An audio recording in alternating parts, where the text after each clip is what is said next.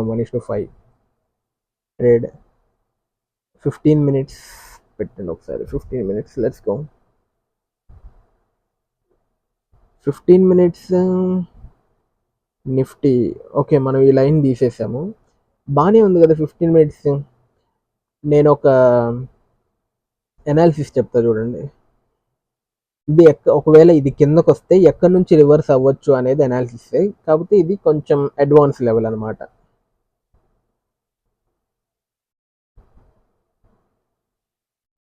Yes, ఇది ఇప్పుడు ఈ బ్లాక్ లైన్ ఉంది కదా, ఆ బ్లాక్ లైన్ అనేది మనకి క్రూషియల్ పాయింట్ వచ్చింది అనమాట. ఒకవేళ అది రెడ్ అయితే ఈ బ్లాక్ లైన్ అనేది క్రూషియల్.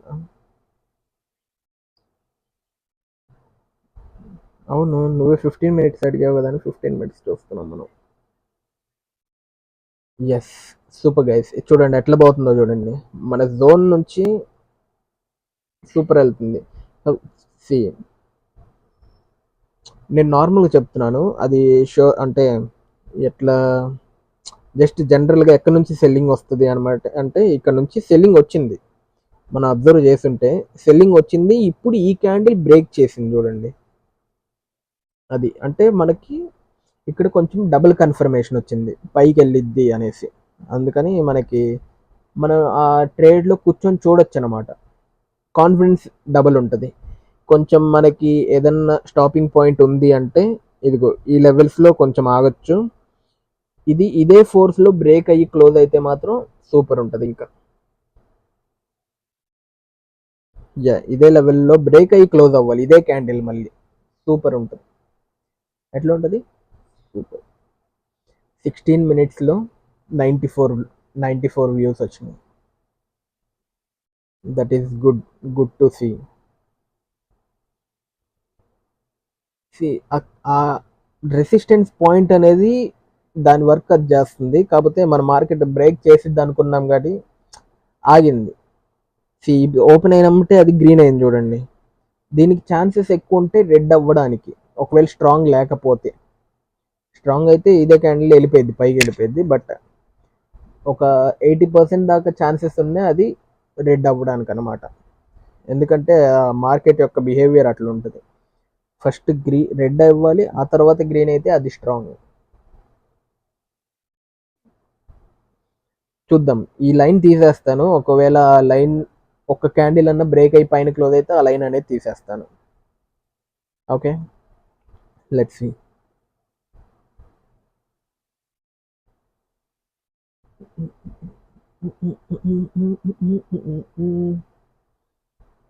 ఓ, లైన్ మీదే క్లోజ్ అయ్యేలాగుంది చూస్తే.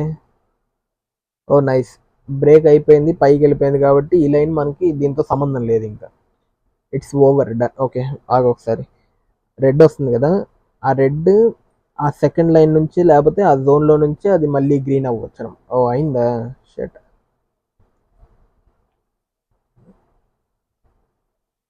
కైండ్ ఆఫ్ డోజీ క్యాండిల్ కూడా ఫామ్ అవ్వచ్చు. Yes, nice. ఇంకా ఇది అవసరం లేదు, ఇది సారీ దిస్ 1:5 టార్గెట్ అనమాట ఇది మనం పెట్టింది. వాట్ అంటే యాక్చువల్లీ మనం అనుకుంది ఇక్కడ దాకా, మనం అనుకున్న టార్గెట్ అనేది ఇక్కడ దాకా. అప్పుడు 1:3.9 వచ్చింది. 1:2.7 హిట్ అయిపోయింది టార్గెట్. బట్ మనం ఎందుకు ఇక్కడ దాకా పెట్టామంటే, మనకి ఆబ్వియస్లీ తెలిసిన పాయింట్ ఏంటంటే ఆ స్వింగ్ అనేది క్రాస్ చేసి పైకి వెళ్ళొచ్చు. ఈ స్వింగ్ అనేది క్రాస్ చేసి పైకి వెళ్ళొచ్చు కాబట్టి కొంచెం 1:5 పెట్టాం అంతే. దానికి మించి ఇంకేం లేదు ఆడ సీన్. 1:2, 2.5 అయితే అది ఈజీగా హిట్ అయిపోయింది కూడా టార్గెట్. ఎప్పుడు మనం ఎప్పుడు టార్గెట్ అనేది కొంచెం పెద్దది పెట్టుకుంటే బాగుంటుందని నేను అనుకుంటాను అనమాట.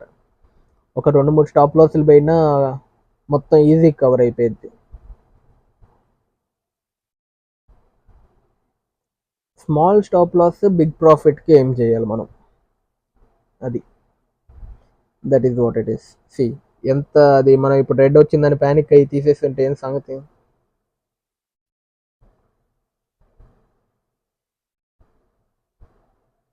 ఎస్, ఇది ఈ లైన్ కిందకు వచ్చింది క్లోజింగ్ కి. బట్ ఇదే క్యాండిల్, గ్రీన్ క్యాండిల్ పైన వెళ్ళి క్లోజ్ అయింది అనుకో, నెక్స్ట్ క్యాండిల్ ఇంకా ఆపదు, ఇంకా లోపలికి అనేది రాదు, ఇంకా వెళ్ళిపోద్ది పైకి. సరే పెట్టి ఉంచుతాను, చూద్దాము. 1:5 కదా. ఓకే, ఏం కాదు, ఇంకా 1:5కి ఇంకా పైకి వెళ్ళిద్ది టార్గెట్, చెప్తున్నాను రాసి పెట్టుకో. 1:5 కంటే ఇంకా ఎక్కువ వెళ్ళిద్ది టార్గెట్.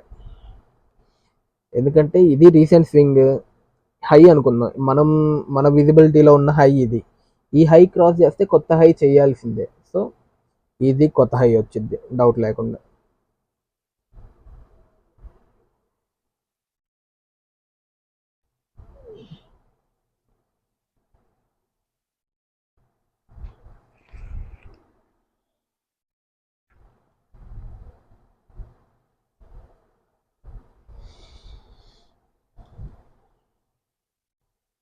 యా, నైస్ క్లోజింగ్ బాగా అవుతుంది. కొంచెమే ఒక చిన్న విక్తో క్లోజ్ అవుతుంది, బట్ గ్యాప్ డౌన్ అయింది క్యాండిల్, మనం ఏం చేయలేం. బట్ ఇట్స్ ఓకే, కొంచెం వీక్ అయింది ఇప్పుడు మార్కెట్, కొంచెం వీక్ అయింది. బయింగ్ ప్రెషర్ అనేది తగ్గింది, ఎందుకంటే ఐ విల్